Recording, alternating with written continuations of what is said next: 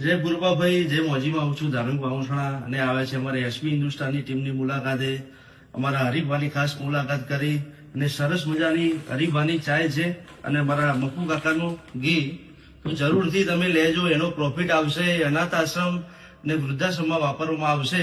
તો મારા ભાઈને જરૂરથી આવું સાથ ને સહકાર આપતા રહેજો. જય માતાજી. જય માતાજી.